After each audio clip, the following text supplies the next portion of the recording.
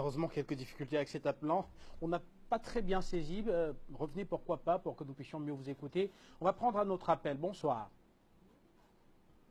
Bonsoir. Bonsoir, Monsieur Guy Fadok. Bon- Bonsoir, Monsieur Awana. Bonsoir tout le plateau, tous les téléspectateurs. Alors moi, je voudrais revenir sur les déclarations d'une certaine partie de l'opposition camerounaise représentée par Monsieur John Frondi. Et avant cela, je voudrais rendre un grand hommage à Monsieur Bandakani parce que c'est un visionnaire, c'est quelqu'un qui sait anticiper sur les événements. Je me rappelle que sur ce plateau, il a dit qu'il y avait un agenda dans lequel on allait voir ce qui allait se passer en juin, les fameux événements de juin. Et cela est en train de se clarifier. Alors, quand j'écoute de tels propos, je pense que M. Frondi et cette partie de l'opposition qu'il représente ont toujours joué un double jeu. Et ça se révèle aujourd'hui au grand jour.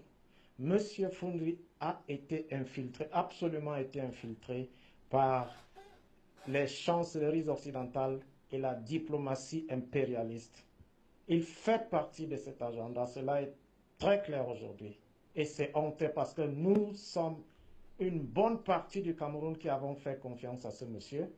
Mais aujourd'hui, on se rend compte qu'on s'est trompé sur toute la ligne. Ce monsieur n'est pas quelqu'un qui veut le bien du Cameroun. Parce que lorsque il envoie des jeunes enfants qu'il galvanise, aller semer le trouble, le désordre dans la population, tuer, égorger des gendarmes, des pères de famille, certains même issus de cette région, des préfets, des représentants de l'État, kidnappés, meurtres, avec des meurtres commis.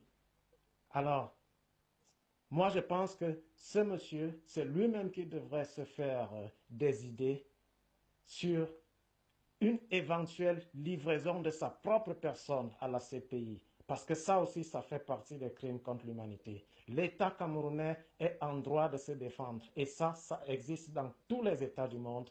Quand l'intégrité territoriale de l'État est menacée, il faut mettre de l'ordre.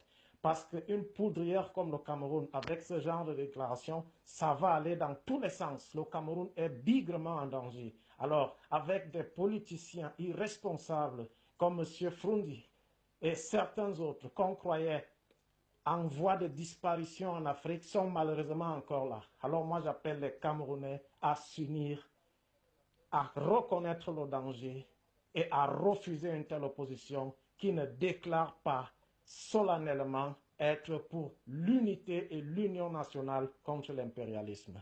Je vous remercie.